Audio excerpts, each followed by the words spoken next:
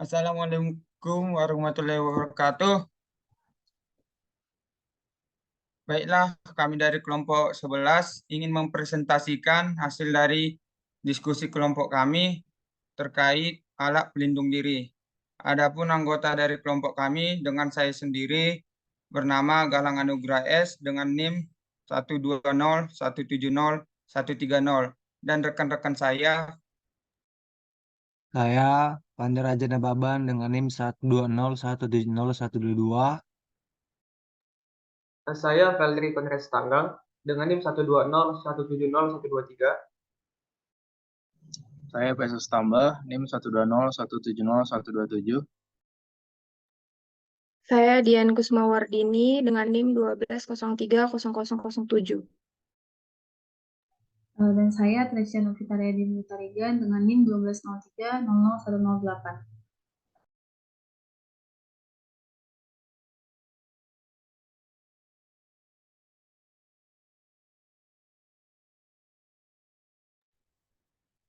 Baiklah, di sini kami akan mempresentasikan tentang alat pelindung diri. Di sini akan dijelaskan oleh saudara Trecia. Waktu dan tempat saya persilakan. Alat pelindung diri atau APD. Alat pelindung diri adalah seperangkat alat keselamatan yang digunakan oleh pekerja, yang dimana fungsinya untuk melindungi seluruh ataupun sebagian dari tubuh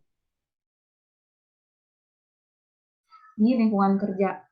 Adapun menurut Sumamur 1995, hal-hal yang perlu diperhatikan dalam pemakaian alat pelindung diri, yang pertama itu pengujian mutu, pemeliharaan pelindung, ukuran harus tepat, dan cara pemakaian yang benar.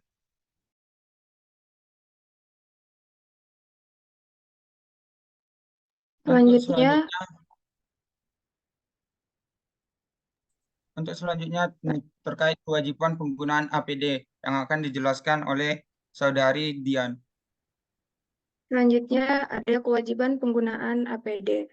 Di sini pengertiannya adalah kewajiban penggunaan APD merupakan tanggung jawab setiap individu yang bekerja di lingkungan kerja yang berpotensi membahayakan keselamatan dan kesehatan.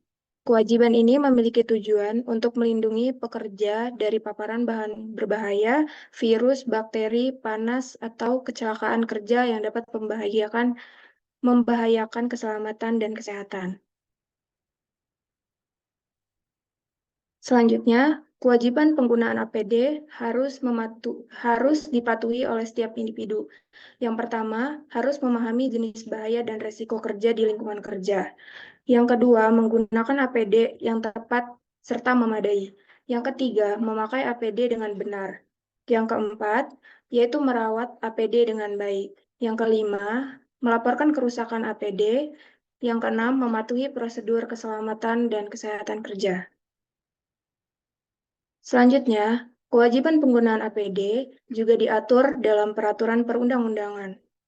Yang pertama, diatur oleh Undang-Undang Nomor 1 Tahun 1970 tentang Keselamatan Kerja, yang isinya yaitu menetapkan bahwa setiap pekerja memiliki hak serta kewajiban untuk menjaga keselamatan dan kesehatan kerjanya, dan orang lain yang terkait dengan pekerjaannya.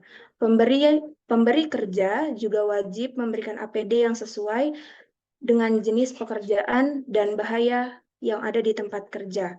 Selanjutnya adalah Peraturan Pemerintah Nomor 50 Tahun 2012 tentang penerapan Sistem Manajemen Keselamatan dan Kesehatan Kerja atau SMK 3 yang menetapkan bahwa pemberian kerja wajib menyediakan APD yang sesuai dengan resiko kerja dan memberikan pelatihan penggunaan APD kepada karyawan.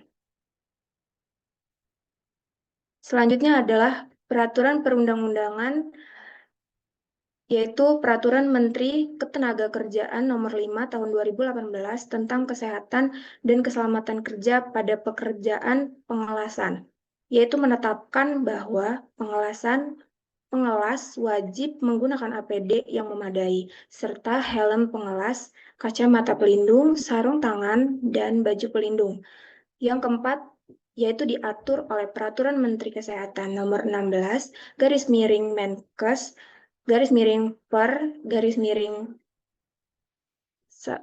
garis miring 10 9 garis miring 2016 tentang alat pelindungan diri. Mengatur tentang jenis, pengujian, dan sertifikasi APD yang digunakan untuk melindungi kesehatan pekerja. Baiklah, selanjutnya jenis alat pelindung diri yang akan dijelaskan oleh Saudara Federico. Waktu dan tempat saya persilahkan. Baik, terima kasih kepada Galang. Akan saya lanjutkan jenis alat pelindung diri atau APD. Di sini kami ada membahas 9 jenis alat pelindung diri. Adapun yang pertama yaitu alat pelindung kepala. Alat pelindung kepala adalah alat pelindung yang berfungsi untuk melindungi area kepala dari benturan benda tajam ataupun benda keras dan paparan radiasi panas. Contohnya itu helm safety, topi, atau tudung kepala. Contohnya itu bisa kita lihat pada gambar samping sebelah kanan ini. Yang kedua itu alat pelindung mata dan muka. Alat pelindung mata dan muka adalah alat pelindung yang berfungsi untuk melindungi mata dan muka dari paparan bahan kimia berbahaya, paparan partikel-partikel yang melayang di udara dan di badan air. Contohnya adalah kacamata safety, face shield, masker, dan lain-lain. Selanjutnya yang ketiga yaitu alat pelindung telinga. Alat pelindung telinga adalah alat pelindung yang berfungsi untuk melindungi alat pendengaran terhadap kebisingan atau tekanan. Contohnya adalah earplug, ear muff, atau penutup telinga. Yang keempat yaitu alat pelindung tangan. Alat pelindung tangan adalah alat pelindung yang berfungsi untuk melindungi tangan dan jari-jari tangan dari benda-benda tajam yang dapat mengakibatkan luka. Contohnya yaitu sarung tangan yang terbuat dari kulit atau logam dan bahan yang tahan terhadap kimia. Saya kembali kepada Galang. Untuk pembahasan selanjutnya akan dilanjutkan oleh Saudara Pandey. Waktu dan tempat saya persilahkan. Izin melanjutkan yang selanjutnya adalah alat pelindungan kaki. Alat pelindung kaki berfungsi untuk melindungi kaki dari tertimpa atau terbentur dengan benda-benda berat, tertusuk benda tajam, terkena cairan panas atau dingin. Contohnya yaitu sepatu safety atau sepatu karet. Keenam, pakaian pelindung. Pakaian pelindung berfungsi untuk melindungi badan, sebagian atau seluruh bagian badan dari benda-benda tajam yang mengenai badan dan dapat membuat kecelakaan kerja. Contohnya adalah rompi, apron, backpack, atau pakaian kerja.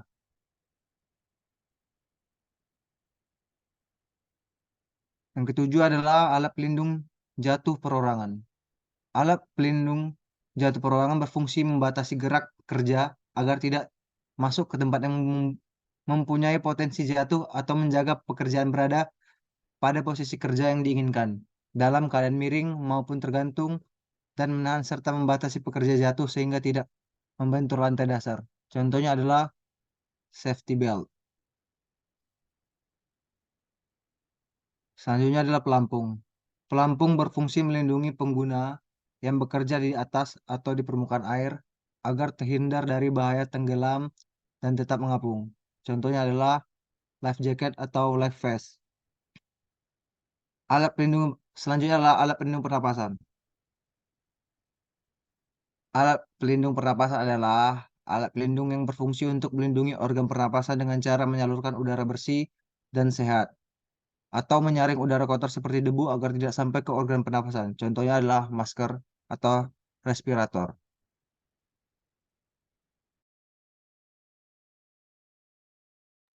Untuk pembahasan selanjutnya akan dilanjutkan oleh saya sendiri tentang manajemen APD. Sebelum kita masuk ke pengertian manajemen, ada baiknya mengetahui arti dari kata manajemen itu sendiri. Dalam Kamus Besar Bahasa Indonesia atau sering disebut dengan KBBI, diterangkan bahwa apabila kata manajemen memiliki arti penggunaan sumber daya aktif, sumber daya efektif untuk mencapai sasaran. Kemudian juga memiliki arti pimpinan yang bertanggung jawab atas jalannya perusahaan dan organisasi. Pengertian manajemen secara umum adalah sebuah proses yang dilakukan seseorang dalam mengatur kegiatan yang dikerjakan individu ataupun kelompok. Sistem atau manajemen harus dilakukan untuk memenuhi target yang akan dicapai oleh individu atau kelompok tersebut dalam sebuah kerjasama dengan mengoptimalkan sumber daya yang ada.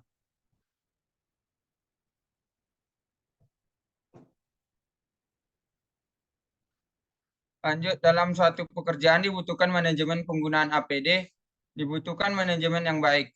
Maka dapat dilakukan dengan cara yang pertama, survei ataupun penilaian K3 di tempat kerja. Melakukan survei atau penilaian K3 ini bertujuan untuk mengidentifikasi bahaya-bahaya apa aja yang ada di tempat kerja. Baru membantu Anda menentukan pengendalian bahaya dan memilih APD yang sesuai dengan bahaya yang telah diidentifikasi. Yang kedua adalah pemilihan APD sesuai metode pengendalian bahaya yang tepat. Setelah dilakukan survei, kita harus memilih APD sesuai dengan apa aja yang diperlukan dalam kerja tersebut. Yang ketiga, pelatihan APD untuk pekerja. Pelatihan merupakan bagian penting dalam membangun program APD. Setelah 4 elemen sebelumnya dilakukan, pengusaha wajib memberikan pelatihan kepada setiap pekerja mengenai penggunaan APD yang benar. Lanjut. Yang keempat adalah fit testing, perawatan, dan penyimpanan. Pada saat uji pengepasan alat ataupun pengujian alat APD, pekerja sekaligus ditunjukkan cara memakai dan memelihara APD dengan benar. Program fit testing APD harus dilakukan oleh orang yang kompeten. Setiap pekerja harus mendapatkan pelatihan yang cukup mengenai APD sebelum melaksanakan tugas sesuai tanggung jawab yang diberikan. Pelatihan pun dilakukan untuk pekerja lama sebagai penyegaran. Pelatihan APD perlu rutin dilakukan apabila ada perubahan di tempat kerja. Paparan bahaya baru, perubahan jenis APD yang dibutuhkan atau terkait peraturan perundangan yang berlaku. Manajemen harus mendokumentasikan data pekerja setiap kegiatan pelatihan APD selesai dilaksanakan. Minimal tercatatnya nama dan tanda tangan setiap pekerja yang mengikuti pelatihan dan tanggal pelatihan dan identifikasi topik yang didiskusikan. Yang kelima, penata laksanaan pembuangan ataupun manajemen pemusnahan. Dalam manajemen APD perlu dilakukan pengontrolan terkait APD dan pengecekan APD untuk memeriksa APD yang sudah tidak layak pakai agar tidak digunakan para pekerja demi keselamatan para pekerja saat bekerja. Yang keenam itu adalah pembinaan. Yang ketujuh, inspeksi. Untuk inspeksi ini adalah kita bisa lihat di gambar di sampingnya. Yang ini merupakan lembar dari sebuah inspeksi yang terdiri dari nama alat pelindung. Ini digunakan atau dilakukan untuk memudahkan manajemen suatu kegiatan dalam penggunaan APD. Yang kedelapan adalah evaluasi dan pelaporan. Setiap program APD yang terlaksana harus dilakukan pemantauan dan pengukuran untuk mengetahui apa kelebihan dan apa kelemahan dari program yang dibuat manajemen. Hal ini dapat dilakukan dengan cara audit program. Audit ini biasanya melibatkan pemeriksaan APD dan memantau pekerja untuk memastikan mereka mengikuti prosedur. Manajemen juga harus melakukan peninjauan ulang agar dapat melakukan perbaikan pada aspek-aspek yang dirasa kurang maksimal atau menciptakan aspek baru untuk meminimalkan cedera dan meminimalkan kecelakaan kerja. Penting untuk diingat bahwa penggunaan APD hanya bermanfaat untuk mengurangi atau meminimalkan potensi paparan atau kontak dengan bahaya. Bahaya tidak dapat dihilangkan dengan menggunakan APD, tetapi risiko cedera dapat dikurangi. Maka sebuah program APD harus dibuat secara komprehensif. Untuk mewujudkannya, dibutuhkan partisipasi aktif dan komitmen mulai dari tahap perencanaan, pengembangan, dan implementasi dari semua tingkatan. Manajemen puncak, ataupun dari supervisor maupun pengawas, dan para pekerja suatu pekerjaan. Sekian dari manajemen. Di sini kami mempunyai studi kasus yang akan dijelaskan oleh Saudara Efesus. Waktu dan tempat saya persilakan. Selanjutnya, studi kasus. Menurut ILO atau International Labour Organization, setiap tahun ada lebih dari 250 juta kecelakaan di tempat kerja. Penyebab kecelakaan sebanyak 80% dikarenakan kelalaian yang dilakukan oleh pekerja, yaitu perilaku tidak aman seperti tidak memakai APD atau alat pelindung diri. Berbagai hasil penelitian di wilayah Indonesia menunjukkan banyak pekerja yang tidak patuh menggunakan APD. Berdasarkan hasil penelitian Zahra dan kawan-kawan 2017, di unit produksi aluminium sulfat Gresik diketahui bahwa responden yang tidak patuh dalam menggunakan APD lebih besar, yaitu 54,7% dibandingkan dengan petugas yang patuh dalam menggunakan APD, yaitu 45,3%. Jenis kecelakaan kerja yang sering terjadi adalah terjatuh, tertimpa benda jatuh, dan tertusuk benda tajam. Menurut Sari 2012 menyebutkan dalam penelitiannya, pada tenaga kerja lapangan divisi Kapal Niaga Jakarta bahwa 26,3% tenaga kerja jarang menggunakan APD pernah mengalami kecelakaan kerja saat bekerja. Hal ini menunjukkan kepatuhan dalam menggunakan APD juga memiliki hubungan untuk terjadinya kecelakaan kerja. Penyebab kecelakaan sebanyak 80% dikarenakan kelalaian yang dilakukan oleh pekerja, yaitu perilaku tidak aman seperti tidak memakai alat pelindung diri standar seperti helm dengan tali, sabuk pengaman, dan sepatu tahan pukul ILO 2013. Nah, ada jurnal yang sudah kami survei bahwa ada satu kasus di mana tak pakai APD, pekerja harian ini jatuh dari tower setinggi 20 meter. Nah, kabarnya bahwa seorang pekerja harian lepas atau PHL terjatuh dari atas tower setinggi 20 meter di dekat kantor camat Maluk, Desa Benete, Sumbawa Barat. Peristiwa ini diduga atas kelalaian pekerja lantaran memanjat tower tanpa menggunakan alat pengaman. Ini dikarenakan ada kelalaian pekerja tanpa mengikuti standar prosedur operasional atau SOP, yaitu tidak mengenakan alat pelindung diri seperti harness.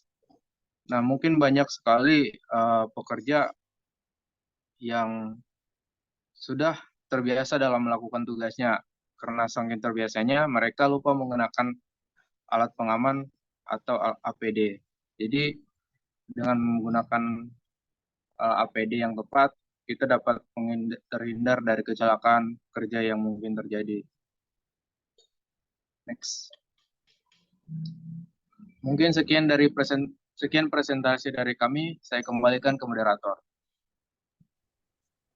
Baiklah, terima kasih buat Saudara Efesus.